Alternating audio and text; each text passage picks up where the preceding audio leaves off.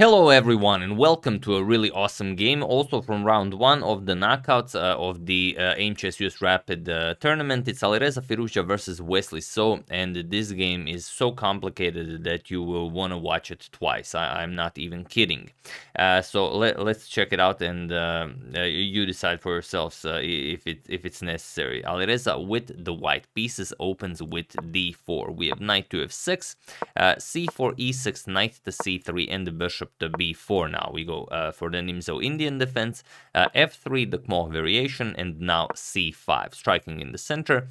We have d5, advancing the d pawn, and now black plays b5. And this is made possible since white will not be able to keep an eye on his central pawn if he captures on b5. So no point in doing that. If pawn captures on b5, we're going to play e captures or knight captures, and we're going to have a really great position with black here. So instead, white just grabs the center. We have e4, and now we have castles. Again, capturing on b5 doesn't really give anything. If, for example, captures, we're just going to play captures, rook e8 check, and black is already better. Bishop is coming to b7. We're going to attack the d5 pawn even further, and black will always be better here. So instead, we have e5 by Firouzja, knight to e8, and now f4. So really grabbing that central space. E captures on d5, c captures on d5, and d6 now. It's not a problem, as white does not have the opportunity to advance the pawn to e6, and his king is still in the center of the board, so it definitely makes sense to open up the center. We have knight to f3, c4 now.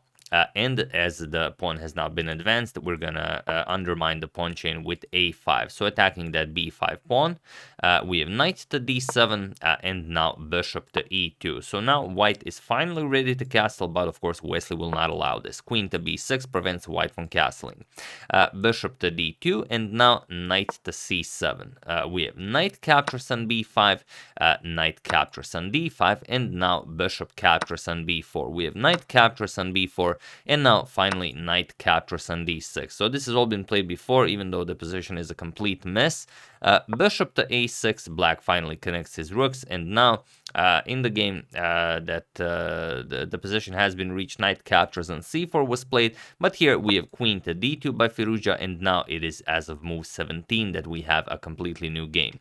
Someone mentioned in the comments on the previous video that during the Morphy saga, games usually lasted for 17 moves, and nowadays in modern chess it is only as of move 17 that we have a completely new game. But chess progressed a lot in the past 150 years. So let's see how Wesley continues against this novelty. We have knight to c5. If you go for knight to d3 check, it looks like something you want to do, but after bishop captures and c captures, black really doesn't have all that much here. Yes, it looks great. The white king is in the center of the board. You have your bishop guarding the passed pawn. Queen is preventing the king from castling, but sometimes in chess it's not as it seems. Here white would play b4, and there's no way to take advantage of the white king being in the center of the board. Rook a to b8, we're going to push b5. After the bishop moves, we're going to push a5, and it's just very good for us. Queen to c5, and now rook to c5, rook to c1. Finally, we get rid of the queen from the c file, not from the c file, from this diagonal. And once the queen moves, we can finally castle, and we're just gonna have a great game. So instead, after this queen to d2 move, Wesley continues with Wesley continues knight to c5, and now after a5, attacking the queen. Queen to b8, and only now that the queen left this diagonal, we have castles king side. We have knight to b3, attacking Firouzja's queen here, and queen to e3. And now this is an exchange sacrifice, but it appears to be even more than that. Wesley captures the rook on a1, but Alireza doesn't recapture. Alireza plays knight to g5, so he's going for the attack. Ideas like queen to h3 to e4 might be going for that checkmating sequence. Wesley has to get rid of the knight. He plays h6, and now Alireza doesn't move the knight. He plays knight to f5, and the problem is if you capture the knight, it's just a very nice checkmate into 97 check. King wherever, doesn't really matter, and queen to h3 is checkmate. The knight is covering g8 and the g6 squares. So here, after knight to f5, Wesley played queen to c7 with the idea of playing f6, and the queen will help out with the defense of the 7th rank. But this move loses the game for Wesley, but it's such a complicated variation. Only one line is winning, and there's simply no way of finding it. Alireza spent almost 10 minutes of a rapid game trying to calculate all the way to the end, but he couldn't do it, and he avoided it. But you are comfortable in your own homes, hopefully, having more than 10 minutes. So feel free to pause the video and try to find the only move that wins here for Alireza while I give you a couple of seconds.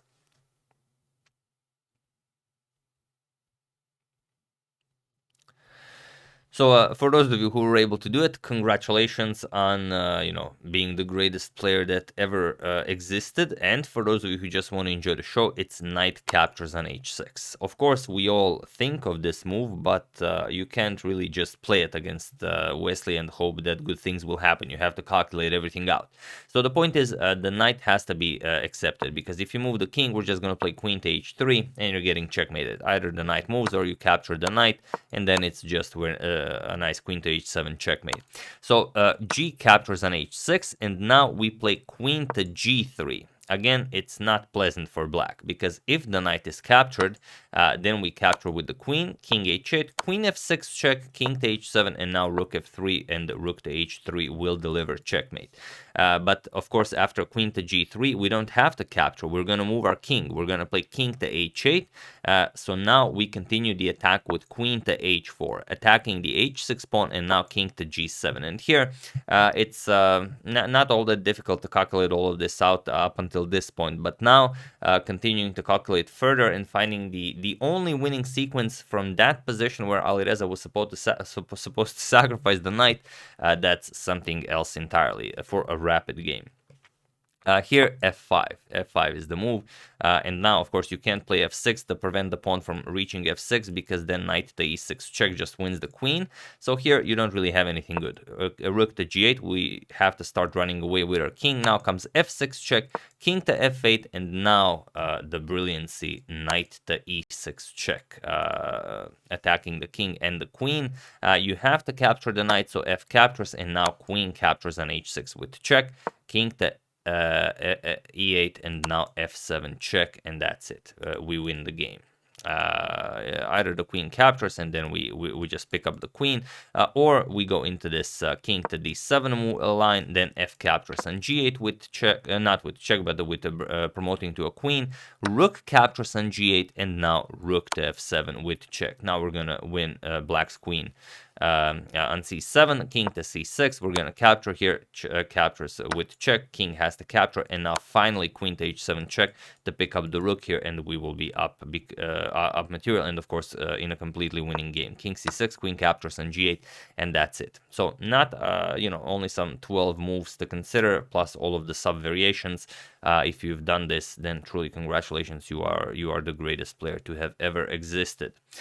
So after queen to c7, Alireza thought about the position for some 10 moves, but he decided against it. He played knight to e4. He couldn't calculate everything out, and now Wesley plays f6. Now the queen will help out with the defense of the 7th rank. So now any sacrifices will not be all that great, and now Alireza has to decide whether to capture the knight or not, but he wants to continue attacking. Queen to g3. Now the threat is knight captures here, and of course the pawn is pinned. So king to h8, you have to move the king away. E captures on f6. Now again, the knight doesn't have time to escape, because we simply capture here and win the game. So rook captures on f6, knight captures on f6, and now the problem is, if you capture with the g pawn, then queen to g6 wins the game. You're attacking this pawn, you're attacking this pawn, and if something like rook to g8, we're going to capture on h6, and if queen to h7, now we're going to capture on f6, and if rook to g7, now rook f3, and again, rook to h3 is our, ace in the sleeve. So after knight captures on f6, Wesley plays the absolute best move, that is queen to c5 check, and he's going after the f5 knight. So here we have king to h1. You could also block with the knight. The queen is guarding the knight here, but after g captures on f6, the queen is now stuck here guarding the knight, and you don't really have a good way of continuing your attack. So after queen to c5 check, we have king to h1 by Alireza, and now queen captures on f5. We have knight to h5 now, threatening checkmate here on g7, and the queen to f7 defending, and now f5. Now Alireza wants to play f6 and just continue attacking. He's not interested in picking up this knight here. It's not really doing anything. So here Wesley tries to reactivate it, knight a to c2, and now f6. We have g5, g6 or g5 has to be played here. If g6, then knight f4 will attack the pawn here, so maybe g5 right away. This is what Wesley goes for. Knight to g7 by Alireza. Now maybe ideas like queen to h3 are again possible, but now c3, and this is just such an incredibly resourceful move by Wesley, attacking the bishop here and also preparing c captures on b2 that will create a beautiful pass pawn of his own. So here we have the capture. We have sorry, not bishop, pawn captures, but bishop captures on a6, and now pawn captures on b2. If you capture on a6 now, then queen to h3 is very, very dangerous. Queen to g6 defending. Now we're going to play queen captures on c3, and you don't have all that much. The queen cannot move to prevent you can't really prevent the pushing of the pawn. The queen has to keep an eye on the knight here, and once you move the king away from this diagonal, then we just play knight to e6, and now we're gonna continue advancing this pawn. Not a lot black can do here. You can't stop because then the knight falls, and well, the knight already covers this square. Nothing for black to do here.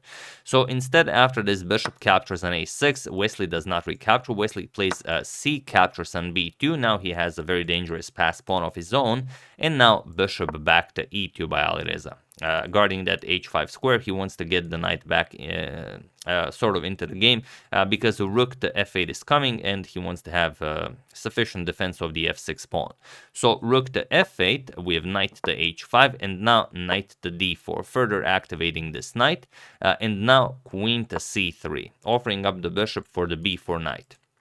Wesley accepts this. There doesn't appear to be anything better. Queen captures on b4, and now we have king to g8. Now the queen can move. The king will be guarding the rook here on f8, and now Alireza feels that well, this position is just great for him. He has a beautiful pawn here on f6, and black really doesn't have all that many squares. So he offers a trade of knights. Wesley captures this. We have knight captures, h captures, and now queen to h5 with check. King to g1, and now comes queen to e2. Sort of defending his pass pawn here, and it's now already very dangerous for both of them, but a little bit easier to play for white. And Alireza has to find a very particular move here, and he does. Here he plays queen to b3 with check, and this is now a winning position for him, but you have to play it absolutely precisely. We have rook to f7 blocking, and now rook to b1 going after this pawn. So what do you do here? A rook to d1 is also very nice because rook here is just a terrible threat. The king would have to move, and then we're just going to capture the rook here. So we would have to see queen to e8, and now queen captures on b2, wins the pawn like this, and it defends the f6 pawn. So this is one way to go about it. The other way is how Alireza did it, rook to b1, and now what do you play here? Here we have queen to e5. The thing is, if you try something else, there's not much you can do because the rook is still pinned. You can't move the rook. The king doesn't have any good squares. For example, you could try something like king to f8 to get out of it, but then we deliver queen to b8 check, and it's just bad. There's no squares for the king. You have to block with the queen. Then we capture back, and again we're defending our pawn. So white will always be winning here. So instead, Wesley played queen to e5, saying that okay, now I'm defending the pawn, and if you move the queen away from this diagonal, then my rook will be able to capture on f6 when everything is said and done. So here we have queen captures on b2, but now Wesley doesn't go for the line that saves him for the queen captures, rook captures, and rook captures here, but instead he goes for queen captures on a5. Now he creates a pass pawn on the queen side, but it's very, very different from the line that's already safe. Here we have queen to d4 by Alireza. And this is very, very unpleasant for Wesley, but queen to c2 would have been even more unpleasant. The problem is if you capture the rook, then queen to c4 check, and there's no way for the king to escape. King here, rook to b7 check, king g6, queen to e4 check, and now after the queen blocks, we play queen to e8 check, and finally after rook to f7, we play queen to g8 check, and now there is no way to defend. If you move the rook, well, the queen and rook guard that square. If you move the king here, then the queen no longer defends the rook. We can just capture, and that's it. White just wins. But Alireza tried queen to d4 here, and now we have queen to c7 by Wesley. Last attempt at defending was something like queen to f5, but you know, it's rapid chess, you can't possibly see everything. Queen to c7 was played, but now we have queen to e4. Now you're ready to go for that queen to g6 check. So rook captures here, and now comes rook to b7. And here, again, it looks desperate, but you could still kind of play this, but you have to play it precisely. Here, Wesley played queen captures on b7. He grabbed the rook on b7 as he thought there's no way out, but queen to c5 check prevents the queen from reaching the g6 square, because after queen to c5 check, king to h2, we're just going to play queen to f5, and now we've prevented queen to g6, and after queen to e8 check, for example, we can always block this with, for example, rook to f8, queen to e7, threatening checkmate, queen to f7, and we, you know, continue defending. We're even up a pawn if, you know, anyone asks. But yeah, this was another way for Wesley to save the game, but he didn't see it. He played queen captures on b7. He thought, okay, maybe I can hold this. He knows that this is winning, but, you know, it's rapid. Maybe he will be successful. Queen captures on b7, rook to f7, trying to create a fortress here, defending the a7 pawn. And now queen to c6. We have king to g7, king to h2. Now Alireza wants to shift his king over to h5 and then just win the game. So rook to f8, we have king to h3, rook to f6. Queen to d7 check, rook to f7, queen to d4 check now. King to g6, and now we have queen to e4 check, and it was in this position on move 52 that Wesley so resigned in the game, and what an incredible game this was. There were so many ways for both of them to go wrong, but all in all, Wesley defended great, but Alireza attacked better, it would seem. And it's so awesome how he left that knight on a1 without ever capturing it. It's just he instinctively knew that that knight had nothing to do with this game, and that the sacrifice was justified. So here you resign, because after you deal with this check, of course you can't play something like this. Then we play something like g4, win the rook on the spot. If you move the king, for example, king to g7, then you allow the white king to enter the game, and there's no real move that you can play here.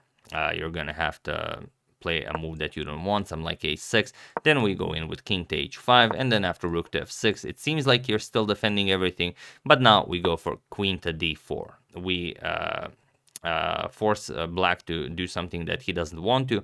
Either push the pawn here, which will make it vulnerable, or move the king. You can't really do anything else. So you'd have to play king f7, queen d7 check. Now the king has to move somewhere, and now queen to e7. Again, we force black to make a move with the rook, and that's very unpleasant. If you go somewhere like rook to b6, then queen to d8 check picks up the rook, and if you try to save the rook with rook to f7, then queen to e6, and now you can't defend everything.